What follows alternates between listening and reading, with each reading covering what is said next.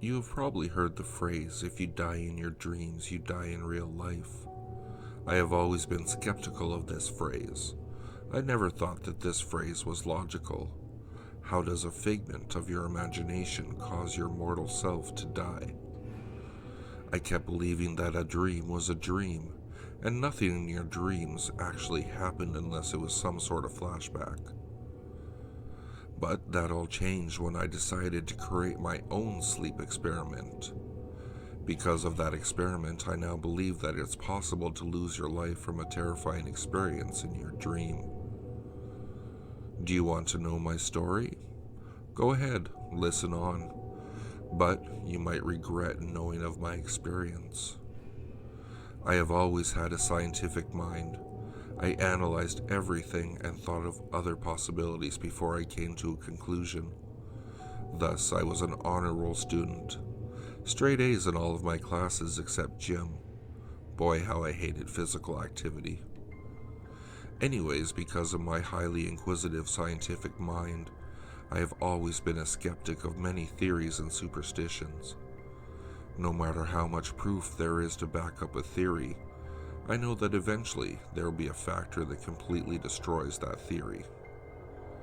You could say I'm a little crazy because Isaac Newton's law of motion are extremely accurate, but that's just how I see the world. So now you know why I don't believe how the phrase, if you die in your dreams, you die in real life, could possibly be logical. But of course, my scientific mind decided to test it. For 1 week, I decided to do nothing but watch horror films and read Creepypasta to trigger paranoia and cause nightmares. Hopefully, I would trigger a nightmare that causes me to die and eventually wake up, thus disproving that superstition. And so this experiment began. Sunday, June 3rd, 2012. So today I spent over 10 hours watching classic horror films and reading Creepypasta. I have to admit the stories were quite unnerving, but I didn't find them that scary. However, before I went to sleep that night, I couldn't help but think that there was someone out there looking for me. I finally settled down and went to sleep. I woke up in a dark room that reeked of human decay. I was tied to a wooden slab and I realized I could not even struggle. That's when I saw a shadowy figure in the corner of the room. "Don't even bother struggling," the figure said, with a voice that sounded raspy and crazed. "I injected you with a serum that causes temporary paralysis." At this point, I was panicking. I kept trying to struggle even though I knew it wasn't possible because I was temporarily paralyzed. I kept trying and trying and trying, but it was no use. I was immobilized. That's when the figure turned towards me. He slowly moved forward and pulls out a knife, possibly getting ready to gut me alive. That's when I saw his face. I woke up. Unfortunately, I woke up before I could be killed in my nightmare. But I will never forget that nightmare. It was so lucid. It was almost like it was real. It felt too real. And that face was just so frightening. The figure had the eyes of a demon. They seemed to stare directly into your soul. His skin wasn't pale, like most psychotic murderers, but it was more blackened. It appeared as if his face was smeared with blackened makeup. But of course, it was all a dream, right? That thing couldn't possibly be real. At least that's what I thought. Monday, June 4th, 2012. I spent another 10 hours watching horror films and reading Creepypasta. All of it seemed very far-fetched, especially Slenderman, who I knew could not possibly exist, and slasher films tend to over-exaggerate the psychopathic tendencies of murderers. However, that same feeling of paranoia continued to course through my veins. I still managed to settle down. This time, it was many years into the future. It was proven that there is life on other planets, and their technology was millions of years ahead of human technology. They decided to invade.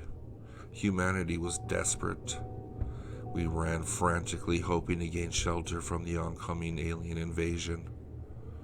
I kept hearing laser rifles being blasted everywhere, and I also kept hearing a droning sound, possibly the sounds coming from the extraterrestrials' vessels.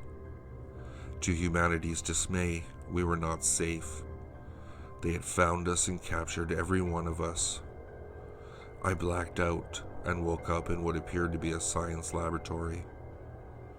I saw many people being experimented on by the extraterrestrial beings. That's when I saw a bright white light. I woke up too early once again. So far, this experiment seems to be failing. I could never stay asleep to the point where whatever was coming at me would eventually kill me. Since this experiment lasted a week, and I considered how lazy some people are when reading long stories, I've decided to cut out some of my journals and skip ahead to the final night of the experiment. After all, I don't want you to think that I would want to read a week's worth of journals.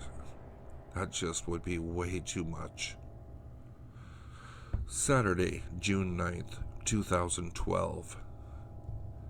It's the final day of my experiment. I have spent 60 hours of my life watching horror films. Time to go for another 10. This time, however, I never felt that unnerving this time. Since I began doing this experiment, I've gradually become less and less freaked out by horror films and creepypasta. So, falling asleep was easy this time. It was a bright summer day. I was hanging out with a bunch of friends, mainly playing games and talking about our lives. That night we decided to dare each other into performing dastardly stunts. One of us jumped out of a third-story window. Another prank called the vice principal of our school. When it was my turn, they decided to dare me to run through the local cemetery and back, and repeat this action 3 more times. So I ran through once, twice, 3 times, and that's when I blacked out. I woke up in the same dark room as one of the first nightmares. I was tied to that same wooden slab. The room still reeked of human decay. It didn't look much different from before. I also realized that I was able to move. Well, hypothetically, because I was practically immobilized by being tied up to the wooden slab. So I began to struggle. My actions caught the attention of the same figure, who was standing next to what appeared to be a small laboratory. He turned towards me, staring me down with those same unnatural demonic red eyes. "You woke up," he said, still using that crazed, raspy voice. "Too bad, I haven't figured out or finished the serum yet." I panicked. He was going to inject me with that same paralysis serum, thus suppressing my ability to struggle. I couldn't believe myself. I was still struggling to get free, even though I knew it was of no use. But I guess it's human nature to want to be free. That's when I felt a shock. He violently injected the needle into my neck. I screamed in agony as the syringe pierced my spine, allowing the serum to flow freely and disable my nervous system, completely immobilizing me. "Now, where were we?" he told himself, grabbing his cart of surgical tools. The last thing I heard was a demonic chuckle and the words, "Sweet dreams." Then I felt an extreme shock of pain through my chest as he stabbed me. I woke up. I was celebrating to myself because the experiment was successful. I managed to disprove the superstition that dying in your dreams make you die in real life. At least that's what I thought. I felt a brief shock of pain through my chest. Then I noticed the rope burns around my wrist and ankles. I also felt serious pain on the back of my neck, but I never realized the vividness of my dream until I took a look at my chest, and right there was a giant scar right above the location of the human heart.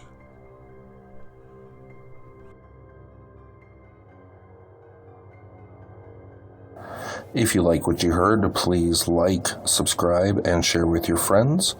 If you'd like to, you can follow me at Twitter. The handle is @FuzzyPantaloons, and I'll see you all next time.